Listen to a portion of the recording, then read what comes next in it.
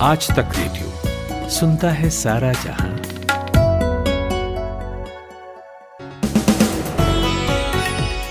ये मंगलवार की शाम है, तारीख हो गई है 25 मई और आप आज तक रेडियो के इवनिंग न्यूज पॉडकास्ट पर नितिन ठाकुर की आवाज सुन रहे हैं। अगले 30 मिनटों में आपको बताऊंगा दिन भर की खबरों का लेखा जोखा और कुछ ऐसे टॉपिक्स पर बात करेंगे जिन्हें समझना अहम है। मसलन बात करेंगे आज कोवैक्सीन की, जिसे हमारे यहाँ लोगों को धड़ल्ले से लगाया तो गया, लेकिन अब तक ना ही WHO से उसे हरी झंडी मिली न FDA से। तो इस दिशा में प्रयास क्या चल रहे हैं जानेंगे। मेहुल चौकसी का नाम तो याद होगा आपको।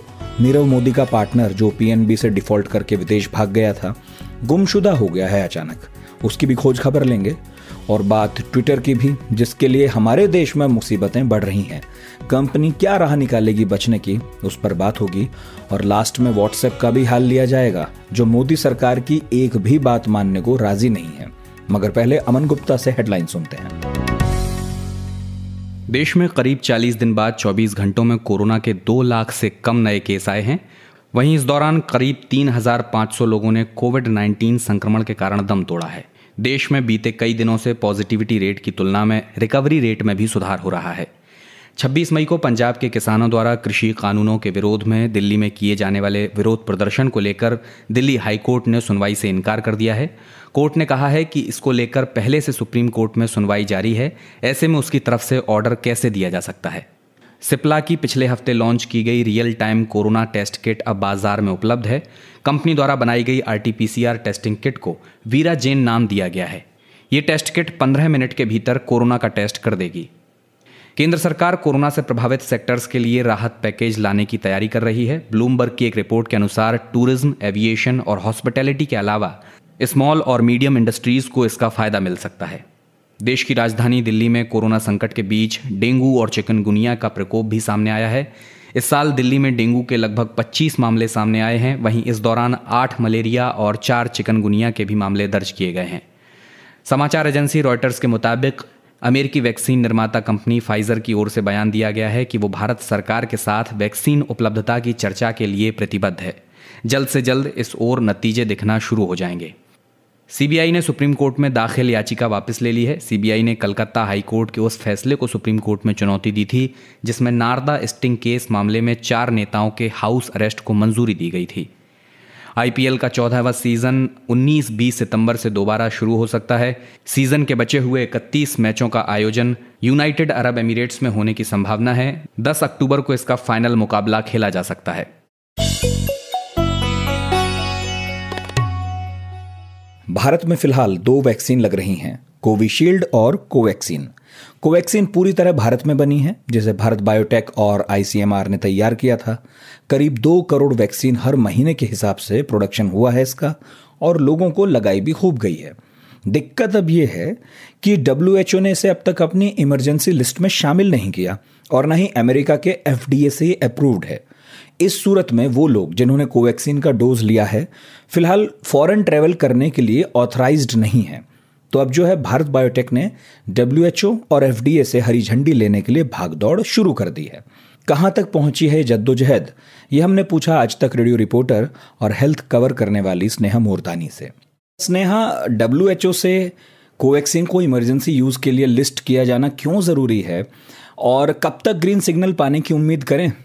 कोवैक्सीन को WHO की अप्रूवल या प्री क्वालिफिकेशन बहुत ही ज़रूरी है। केवल कोवैक्सीन को ही नहीं, कई सारे ऐसे वैक्सीन्स हैं जिनको WHO प्री क्वालिफिकेशन की आवश्यकता है। इसकी वजह यह है क्योंकि ग्लोबल रिकग्निशन हो जाता है WHO की प्री क्वालिफिकेशन से। उससे कई सारे ऐसे कंट्रीज़ होते हैं जो कोवैक्सीन यूज़ करना चाहते हैं लेकिन यूज़ नहीं कर पाते क्योंकि उनके रेगुलेटर्स अप्रूव नहीं करते।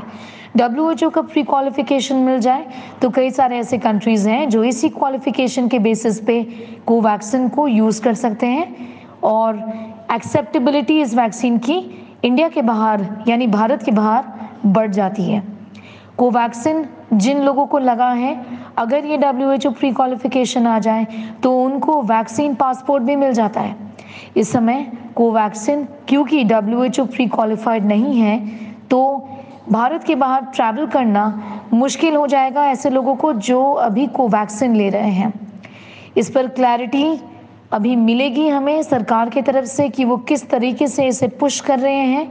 लेकिन भारत बायोटेक जो कंपनी ने कोवैक्सिन बनाया है, उन्होंने 1 अप्रैल यानी अप्रैल को ही इसके प्री क्वालिफिकेशन के लिए एप्लीकेशन दे दी थी। इसकी सुनवाई जून के महीने में होगी और ये उम्मीद है कि कोवैक्सिन को प्री क्वालिफिकेशन WHO की तरफ से मिल जाएगा। अच्छा स्नेहा, WHO के अलावा कोवैक्सिन को इंटरनेशनली किन देशों ने अब तक ग्रीन सिग्नल दिया है, और इंटरनेशनल ट्रैवलिंग से जुड़े विवाद पर भारत बायोटेक की राय क्या है, क्या कहना है उनका?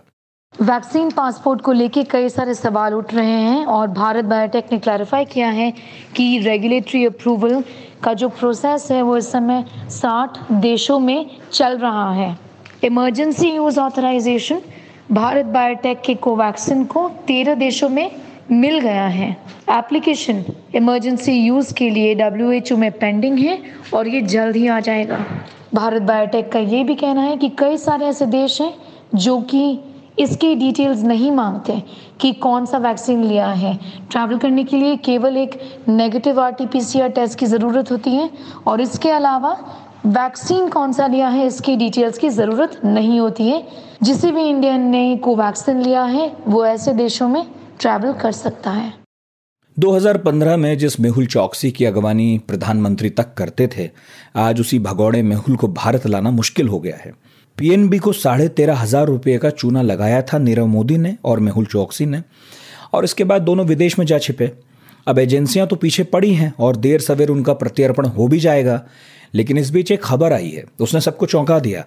नीरव ने भारत से भागकर लंदन को पनाहगाह बनाया था और मेहुल ने, आपको याद होगा, वो एंटीगुआ में छिपे थे और वहाँ की सिटीजनशिप भी ली थी। मालूम चला है कि वो वहाँ से गुम हो गए हैं। फिलहाल बताया जा रहा है कि 2 दिन पहले मेहुल चौकसी जिस गाड़ी को चलाते दिखे वो तो मिली, लेकिन उनका अपना अता पता नहीं है। CBI खोज खबर निकाल रही है कि ये सूचना ठीक है भी या नहीं है। तो समझते हैं कि मेहुल चौकसी का पूरा मामला क्या है, और इसके लिए मैंने बात की इंडिया टुडे की foreign affairs editor Geeta Mohan से। जी, मेहुल चौकसी का जो मामला है वो काफी गंभीर मामला है। क्योंकि अगर आप देखें वो एक ऐसे स्कैम में फंसे हैं जिसमें हजारों करोड़ रुपए का घपला किया और फिर पैसे ना देकर ये जो पंजाब नेशनल बैंक का घोटाला है जिसमें उन्होंने काफी सारे पैसे लिए थे पंजाब नेशनल बैंक से, उसे वापस चुकता करने की जगह उन लोगों ने वो लोग डिफॉल्टर्स बन गए। जब डिफॉल्टर्स बन गए तो उसके बाद केसेस होने लगे। जब इंडियन अथॉरिटीज ने चेक करना शुरू किया कि ये पंजाब नेशनल बैंक जैसे बैंक इन लोगों को इतना बड़ा अमाउंट दे कैसे रहा था, तो उनको एक घपला नजर आया जो बहुत ही बड़े मात्रा का था। लेकिन पैसे वापस करने की जगह, जैसे हमने देखा विजय माल्या का केस है, मेहुल चौकसी और नीरव मोदी भी वैसे ही भारत से फरार हो गए। दोनों एक ही केस में फंसे हुए हैं जो PNB नेशनल बैंक घोटाला केस कहा जाता है, और दोनों ये 13,500 करोड़ का जो घपला है उसको बिना वापस किए एक जा बैठा लंदन में, और दूसरा जो उनके अंकल है मेहुल चौकसी वो एंटीगा और बारबुडा का सिटीजनशिप ले चुके हैं। इसीलिए उनको कहीं ना कहीं प्रोटेक्शन है एंटीगा एंड बारबुडा गवर्नमेंट का, उनकी सरकार का। क्योंकि वो वहां के अभी सिटीजन है। तो जब तक वहां पे केसेस खत्म नहीं हो जाते, जो भारत कह रहा है एंटीगा और बारबुडा कि उन्होंने जो भी रिप्रेजेंटेशन दिया है सिटीजनशिप के लिए वो सब गलत है, जब तक वो केस प्रूव नहीं हो जाता कि वो गलत है, उनका सिटीजनशिप रिवोक नहीं होता। और अगर सिटीजनशिप रिवोक नहीं होता है तो फिर वो जितने भी लॉज है उसके अंडर प्रोटेक्टेड हैं एंटीगा एंड बारबुडा में। लेकिन अभी जो खबर आई है वो काफी स्ट्रेंज है। अभी कई महीने हैं जब जो वहां के प्रिवी काउंसिल है उनका फाइनल जजमेंट आने के लिए काफी महीने बाकी थे। इसके पहले ही हम देख रहे हैं मेहुल चौकसी गायब हो गए हैं।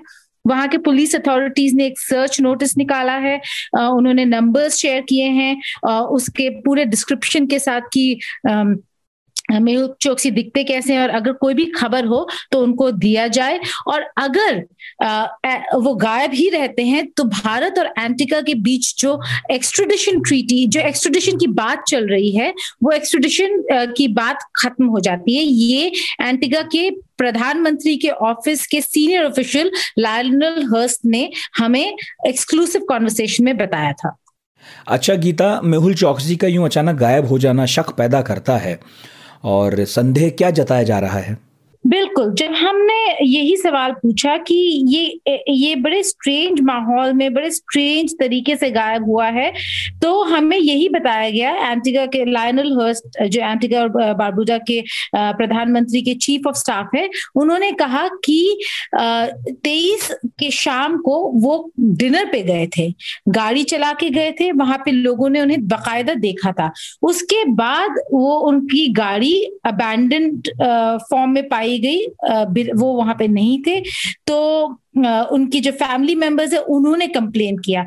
अब देखना ये होगा कि 3 ऐसे सिनारियोज है जिसके बारे में जिसको एक्सप्लोर कर रहे हैं। एक, क्या वो एंटिगा और बारबुडा से भाग गए हैं, और क्या, जैसे हमारे सूत्र हमें बताते आ रहे हैं और मनीष पांडे हमारे जो सहयोगी हैं वो रिपोर्ट भी करते आ रहे हैं कि क्या वो क्यूबा की तरफ निकल गए हैं, क्योंकि उनके पास शायद क्यूबा का भी सिटीजनशिप है। दूसरा सिनारियो ये है कि क्या उनके साथ कोई ऐसा हादसा हो गया जिसकी वजह से वो नहीं है, या फिर वो एंटिगन अथॉरिटी से छुप रहे हैं, और तीसरा कि किसी ने उन पर ही हमला कर दिया हो, और अगर वो बचे हैं या नहीं। अभी सबसे ज्यादा प्रायोरिटी में जो है वो है कि एंटिगा बारबुडा को ये पता चले, उनकी सरकार को, कि वो जिंदा हैं, और अगर जिंदा है तो सर्च नोटिस निकलेगा, लुकआउट नोटिस निकलेगा उनके खिलाफ। क्यों? क्योंकि उनके अगेंस्ट एक केस चल रहा है जहां पे उनके जो पेपर्स थे, जो उन्होंने डॉक्यूमेंट्स दिए थे उस देश को, वो डॉक्यूमेंट सही हैं या नहीं, उसी पर चर्चा हो रही है, उसी पर केसेस चल रहे हैं। तो जब प्रीवी काउंसिल अगर इस नतीजे पे आती है कि उन्होंने जो डॉक्यूमेंट्स दिए थे वो गलत थे, तो उनको भारत वापस भेजा जाएगा। क्यों? क्योंकि वहां पे उनका सिटीजनशिप खत्म हो जाएगा। अब हमें ये नहीं पता कि क्या मेहुल चोकसी को कोई आइडिया था कि प्रीवी काउंसिल किस तरफ रुख कर रहा है, वो कौन सा डिसीजन लेने वाला है जिस वजह से वो गायब हो गए। लेकिन जिस तरीके से गायब हुए हैं, आप बिल्कुल सही कह रहे हैं, बहुत ही सस्पिशियस लगता है ये पूरा मामला।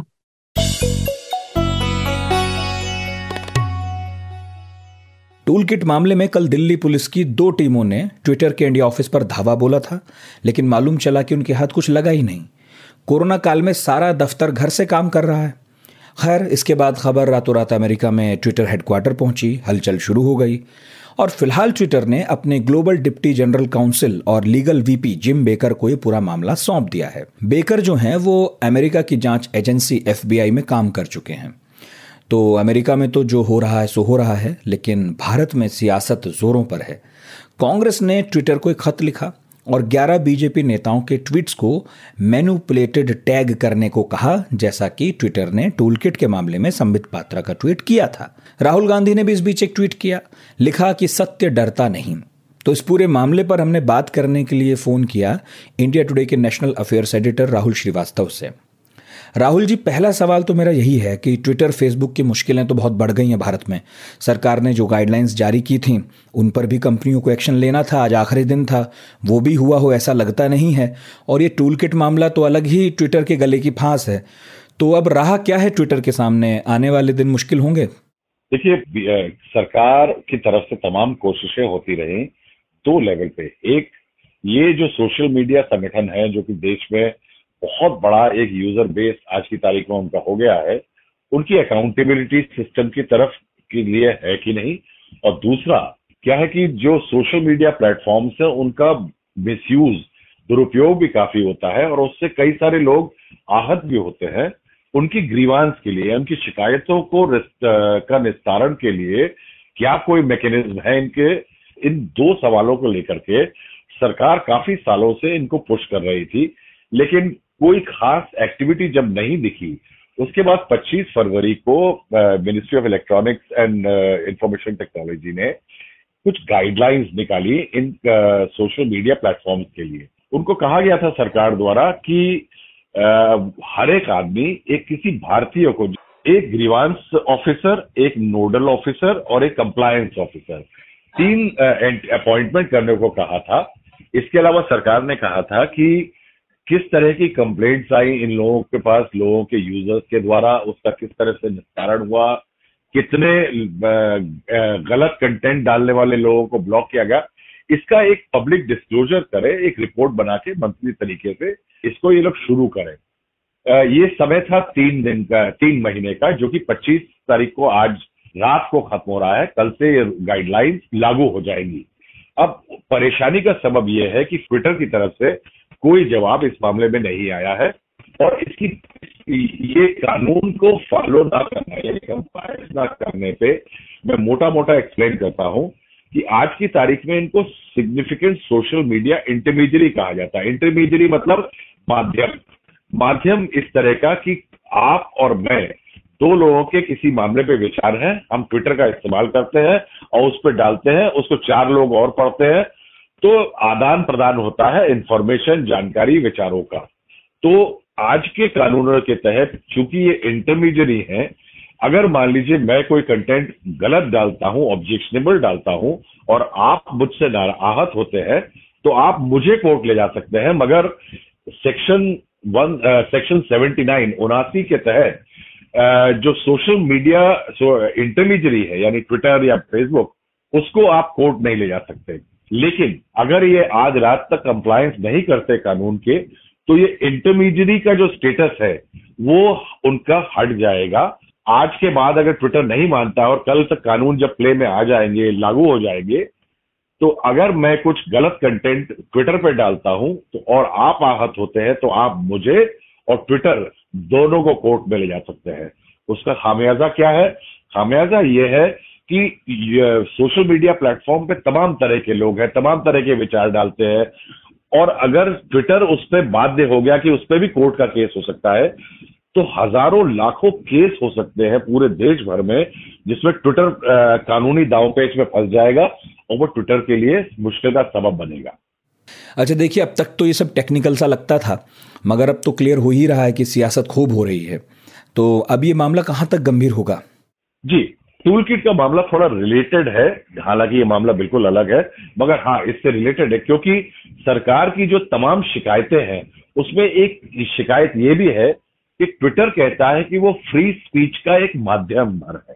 तो अभी हाल में ही जब संबित पात्रा, जो बीजेपी के स्पोक्सपर्सन है, उन्होंने एक आरोप लगाया कांग्रेस के ऊपर, एक टूल किट दिखाते हुए कि किस तरह से मैनिपुलेट किया जा रहा था पूरा प्रचार जो है कोविड के समय में, प्रधानमंत्री नरेंद्र मोदी को बदनाम करने की कोशिश थी।